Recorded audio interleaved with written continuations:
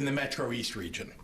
And after 2 weeks of exceedingly high positivity rates, that region joined Region 7, Will and Kankakee counties, in operating under even stricter mitigations. While unfortunately Region 4, home to the Metro East, continues to see high rates of community spread with a 7-day rolling average of 10.1%, we've been pleased to see the beginning of a downward trend in Region 7. That's Will and Kankakee counties, and they have reduced their positivity rates with a current 7-day rolling average of 7.5%. As I've outlined, the region would face a 14-day minimum under those mitigations. If the positivity rate averaged equal to or less than a 6.5% average at that time, the region would return to Phase 4 mitigations under the Restore Illinois plan. At this time, the Region 7 positivity average falls between 6.5 and 8%, the window in which IDPH will continue to monitor the area. Assuming things continue in the right direction, Region 7 will stay put in its current mitigation status until the average falls below 6.5%. I'm hopeful that Region 7 might become a testament to the community's ability to turn this ship around in the right direction. If they keep up the good work, Region 7 will soon be restored to Phase 4 mitigations, which would mean higher indoor capacity limits for gatherings and businesses like restaurants and bars.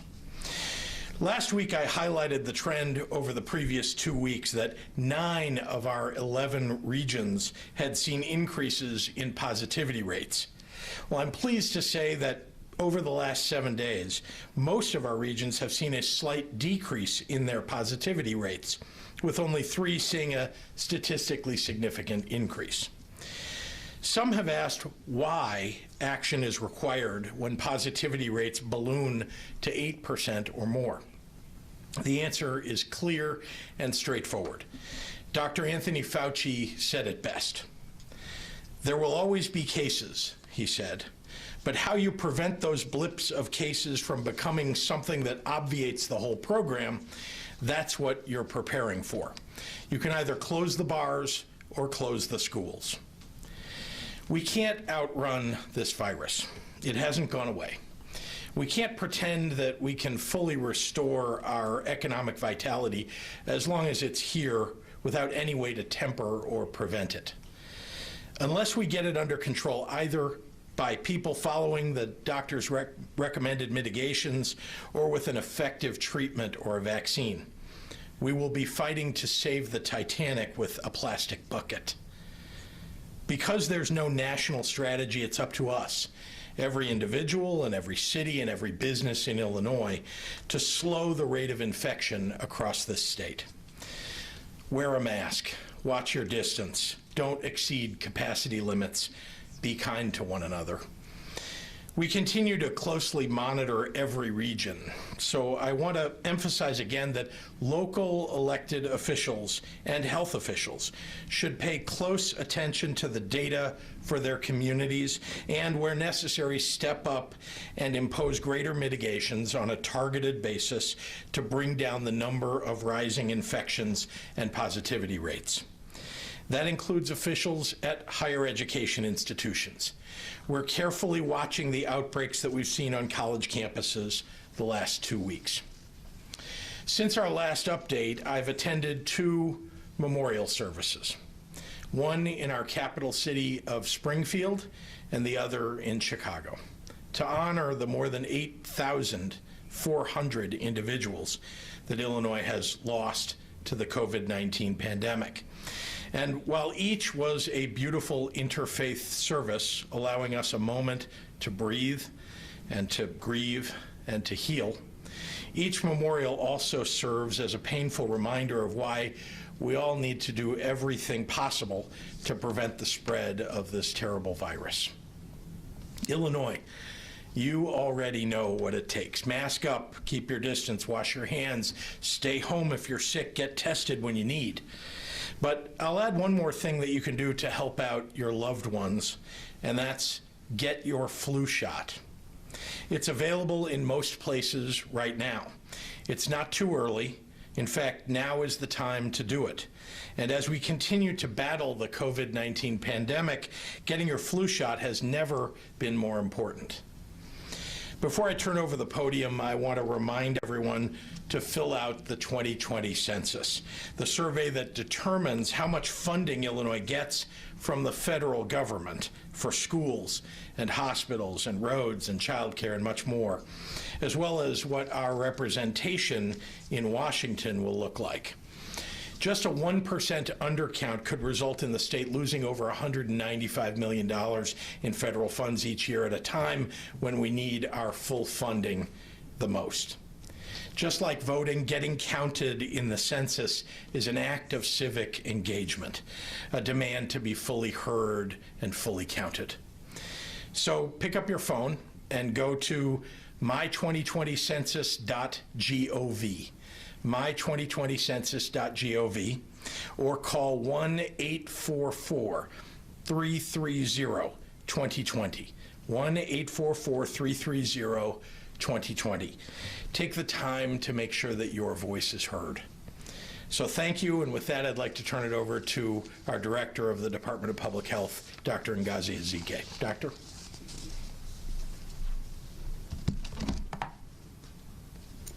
Thank you, Governor. I will start today by highlighting that September is Suicide Prevention Awareness Month. As of today, we don't have any conclusive data indicating that suicide rates have risen as a result of COVID-19, but we know many Illinoisans, I dare say every Illinoisan, has experienced impact on their mental and emotional well-being, and issues such as job loss, financial strain, and social isolation are all risk factors for suicide. If you or someone you know is in an emergency situation, please call the National Suicide Prevention Lifeline at 1-800-273-TALK, T-A-L-K, or 1-800-273-8255. Today, we are reporting 1,953 individuals who have been newly diagnosed with COVID-19 and 28 individuals who have sadly passed on. This brings the total number of individuals in Illinois to 255,643, and the total number of lives lost to 8,242. Overnight, we had 1,609 people in the hospital with COVID-19, and of those, 346 were in the ICU and 141 patients were on ventilators. In the last 24 hours, almost 49,000 lab results were resulted to bring our total testing number to 4,575,000. There is much we still need to learn about this virus. We're still learning if a person can be reinfected, and if so, after what time frame. We're still learning how much viral load is present before someone starts showing symptoms. We're still learning what medicines can be most effective to treat this virus. But there are things that we do know. We do know that pre-symptomatic and asymptomatic transmission are possible. Just for review, pre-symptomatic means the time before the development of a cough or shortness of breath or loss of taste. And asymptomatic means that someone who was infected but never developed a symptom throughout. Studies have shown that the viral load actually peaks in the days before any symptoms show. And we know that just general speaking is enough to expel droplets that carry the virus and could affect another. A medical article recently published entitled "Face Masks Against COVID-19" states that the available evidence suggests that near universal adoption of non-medical masks when out in public in combination with complementary public health measures could successfully reduce effective R to below 1.0, which thereby would stop community spread. This means that if we all wear masks and keep our distance and wash our hands, we can help reduce that effective R. If you recall, that is the number that tells us how many people will be infected by that individual who does have the infection. This ultimately slows the spread of the virus to the point where it will actually stop circulating. Our effective R is currently just above 1. We're so close, so these additional steps will get us where we need to be. Models do suggest that public mask wearing is most effective at stopping spread of the virus when compliance is high. That means the vast majority of people need to be wearing the face covering. We've all got to do this together.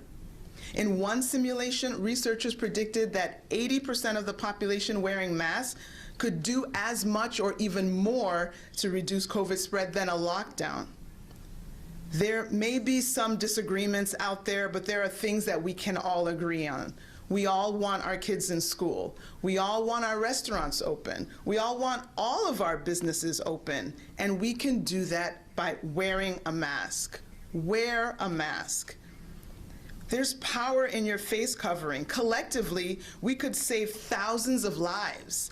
And we could save millions of dollars when we think of the jobs saved, the businesses saved, the healthcare dollars saved. And don't forget the examples that we've already talked about where wearing a mask when actual infection was already in place and transmission did not occur. There was a man that flew from China to Toronto and subsequently tested positive for COVID-19. He was actually symptomatic on the plane. This is a 14-hour flight. He was subsequently diagnosed, and they went back to track the 25 people in the rows and seats closest to him. None of those 15 people tested positive for COVID-19 because he wore a mask for the entire time on the flight, and that was the policy on the plane. The other case that I told you about previously in May, where there were 2 hairstylists in a single salon who turned out to be COVID positive. They worked while symptomatic initially, and they had over 140 clients in the time that they were symptomatic, and not a single one of those clients that were tested came up positive. So what more can I tell you? How can we convince you further? Wear a mask. It's really that simple. The more people who practice these 3 W's, wearing a mask, watching the distance, and washing our hands, the sooner we can end this pandemic. And I know there's no disagreement on wanting to end this pandemic. Thank you. Quiero comenzar hoy recordando a todos que septiembre es el mes de la prevención del suicidio. No hay datos concluyentes que indiquen que las tasas de suicidio hayan aumentado como resultado del COVID-19.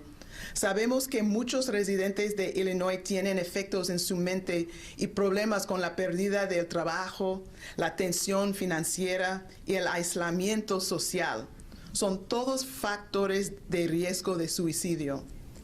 Si usted o alguien que conocen está en una emergencia, llame a la Línea Nacional de Prevención del Suicidio al 800-273-8255.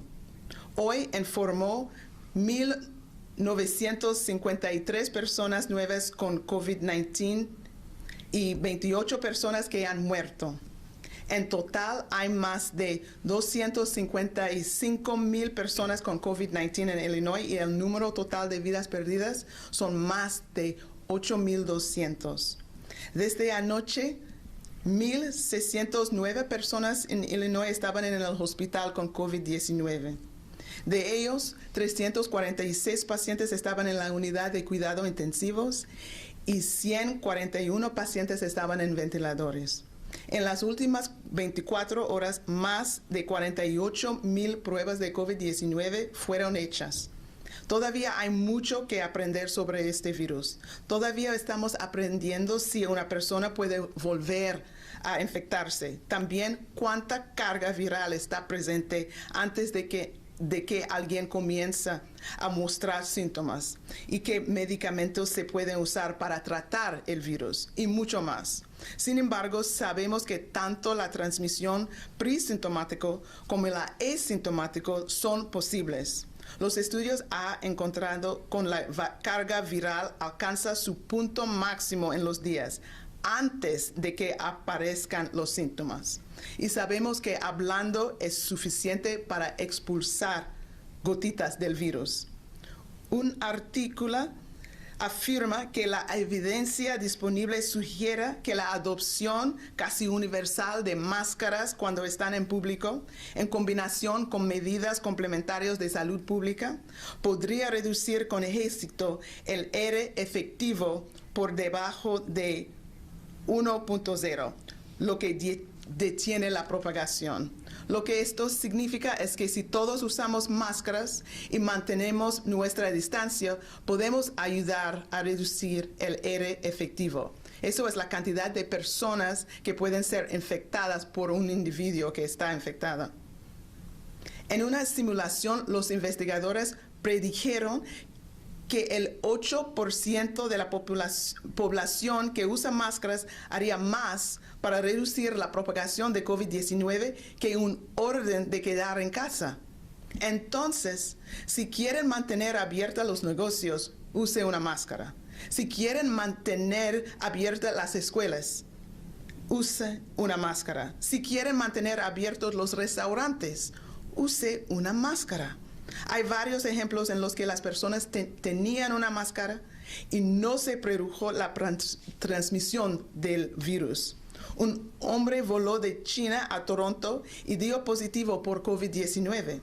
Tuvo tos seca y usó una máscara en el vuelo. Las 25 personas cerca de él en este vuelo dieron negativo en COVID-19. En otro caso, a fines de mayo, 2 estilistas de pelo en Missouri tuvieron contacto con 140 clientes cuando estaban enfermos con COVID-19. Todos llevaban una máscara y ninguno de los clientes dio positivo.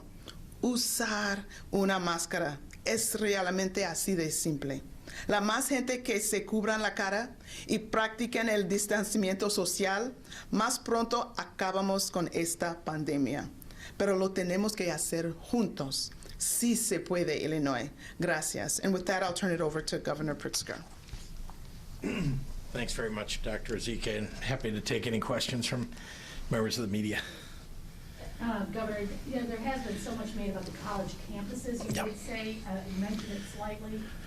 Illinois State especially having a big problem. Yes. What guidance, what specific guidance are you giving them? So I was there, as you may know, yesterday in Bloomington, and it's been extraordinarily important for colleges to stay on top of testing on a regular basis, and we're trying to provide the resources that are necessary for colleges to do that. I've been in touch with the leadership of Illinois State as well as U of I, where the saliva test has been very effective, and then, as you know, we're working with U of I to expand the use of that saliva test on other campuses. I've also been in touch with Bradley University, where they've got a quarantine going on for all of their students for 2 weeks. So what's required here is testing, contact tracing. It's really all of wherever you see an outbreak. And that's what's happened on some of these campuses. You want to make sure that people are quarantined, you want to make sure that you're contact tracing, and you want to make sure that you're planning for people being isolated so that they're not giving it to each other in a dormitory, for example. I think it should be emphasized that most of these people who are self-quarantined are asymptomatic. Some have no symptoms at all, and of the 35,000 college kids across the country, only 5 have been hospitalized. So what's your point? You think that unless you've been hospitalized, it's not worth worrying about? No, I'm just saying, of all the college students in Illinois, how many are in the hospital? Do you know that number? I don't know that number, but I mean, I think you're discounting the idea that getting COVID-19 is serious business. Making sure that someone who has COVID-19 is not spreading it to other people is the reason that you want to quarantine people. So that's a critically important. I know there are lots of people who think, well, gee, somebody didn't have to go to the hospital or they didn't die and therefore, well, there's nothing to it. That's just not accurate. I realize that there are people, particularly followers of the president, who believe that that's true, that it's okay to spread COVID-19 because, hey, if you're not showing symptoms of it, then it's fine. Well, guess what? When people are not wearing masks, when people are just running around asymptomatic, right, and if they're not getting tested but they are positive, they're spreading it to other people, and the result is that it's going into environments in which people who are vulnerable are going to be sick and are going to go to the hospital. And by the way, you should take a look. Our hospitalizations in the state are rising. And this is problematic. So we're watching very closely, even though we've got our positivity rates moving in the right direction in many regions. That hasn't kept people from going to the hospital because, you know, someone who is more likely to end up in the hospital getting it versus somebody who is less likely to end up in the hospital, you just don't know, because you don't know who's got a comorbidity. Everybody who knows they've got one, that's fine. You know you've got a comorbidity and you should take extra care. Many people don't know that they have a comorbidity yet, and then they get COVID-19, and then they end up with a problem. What's the update on that saliva test being used other places? How soon? Yeah. So to remind you, the saliva test was the result of a bridging from the lab at Yale. This is a complexity that maybe people aren't interested in, but FDA allows bridging between one lab and another, and that's essentially what happened between the Yale lab and the U of I lab. The U of I lab now has the ability to bridge the emergency use authorization to other labs. And so they're working with ISU, for example, to try to bridge to ISU. Meanwhile, there is also a challenge to ramp up the amount of equipment that's available for all the other campuses that are across the state of Illinois. Some have it. They have veterinary schools or medical schools where they can use equipment that's already in existence. Some don't. And so we want to make sure, though, that we are, have the equipment and have the ability to blow it out to all the campuses. But in short, we believe that this is going to, as I've said from the beginning, it will take probably 8 to 10 weeks before they're able to really get this to other major campuses all across the state of Illinois. From now, or from the time that we announced it, which I think is about 2 weeks ago. That's the belief was 8 to 10 weeks. You can't hold anybody to the schedule, though, because part of this is dependent on the FDA. And part of this is dependent upon, how efficacious the manufacturing of the and the distribution of that equipment is.